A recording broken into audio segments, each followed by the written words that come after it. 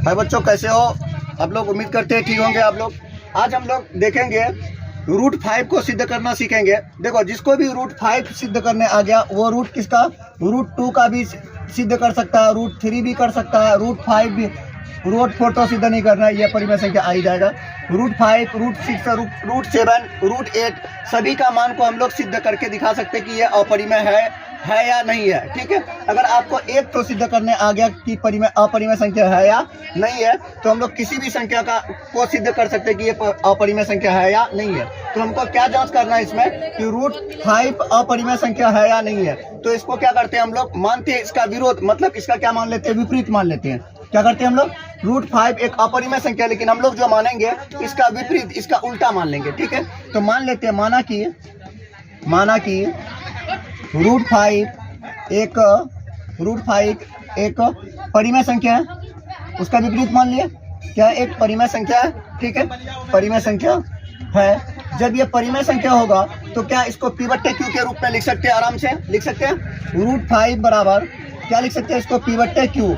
लेकिन इसका शर्त रहता है कि P बराबर क्या होना चाहिए, पूर्णांक होना चाहिए। P बराबर पूर्णांक होना चाहिए और Q बराबर भी क्या होना चाहिए, पूर्णांक होना चाहिए। Q बराबर नहीं होना चाहिए किसके, Q बराबर नहीं होना चाहिए किसके, 0 के बराबर नहीं होना चाहिए सिर्फ। ठीक है, अब देखो ये क्या है, रूट 5 है ना, इसका क्या कर देते हैं हम लोग, वर्ग कर देते हैं। इसका क्या कर देते हैं, वर्ग कर देते हैं। रूट 5 का अगर हम लोग वर्ग करेंगे तो क्या मिलेगा, 5 मिलेगा। अब इसका संगत क्या ले लेते हैं हम लोग, संगत आगे पीछे दोनों वाला मान लेते हैं। क्या इसको लिख सकते हैं, इसको लिख सकते हैं 4 से बड़ा कौन होगा, 5 होगा, और 5 से बड़ा कौन होगा, 6 होगा। इस तरह से लिख सकते हैं। अब इसी का क्या कर देते हैं, वर्ग करने पर, क्या करने पर, वर्ग करने पर, नहीं भी लिखेंगे चलेगा, वर्ग करने पर।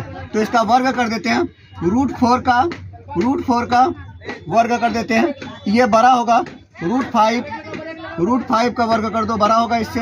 और रूट 5 से भी बड़ा होगा कौन, √6। जब इन दोनों को लिखेंगे, अब देखो रूट 4 चूंकि रूट 4 और रूट 6 के बीच कोई पूर्णांक नहीं है। 6 के बीच देखो तो कोई पूर्णांक है, कोई पूर्णांक नहीं है, कोई पूर्णांक नहीं है। अगर आपको इस तरह का एक तो बनाना आ गया ना, आप सभी को आराम से बना सकते हैं, क्योंकि सभी में सेम इसी तरह से करते जाना है। ठीक है, 4 और √6 के बीच कोई पूर्णांक नहीं है। √5 भी पूर्णांक नहीं है, √5 भी पूर्णांक नहीं है। अब देखो जब ये पूर्णांक नहीं रहेगा तो इसको लिख सकते हैं √5 बराबर P/Q। यहाँ पे लिखे हुए हैं ना, इसी मान को यहाँ पे लिख सकते हैं। रूट 5 बराबर क्या हो जाएगा, P/Q हो जाएगा। जब इस रूट को उधर भेजेंगे तो ये वर्ग में आ जाएगा, तो 5 बराबर हो जाएगा P/Q का होल स्क्वायर, या होल स्क्वायर कर दो। अब ये आ जाएगा 5 बराबर हो जाएगा P का स्क्वायर बट्टे, इसको लिख सकते हैं Q गुना Q। इसको क्रॉस को मल्टीप्लिकेशन कर देंगे तो क्या हो जाएगा, 5Q बराबर हो जाएगा P²/Q हो जाएगा, P²/Q। अब बताओ 5Q बराबर क्या है, P²/Q। अब ये एक तरफ देखो आपको क्या मिल गया, एक तरफ पूर्णांक मिल गया, एक तरफ पूर्णांक मिला, और दूसरे तरफ पूर्णांक, और दूसरे तरफ क्या मिल गया है, भिन्न मिल गया। पूर्णांक और भिन्न आपस में बराबर नहीं हो सकता, ये दोनों आपस में बराबर नहीं हो सकता है। क्या लिखेंगे, यह संभव नहीं है, यह संभव नहीं है, यह संभव नहीं है। अतः हमारी मान्यता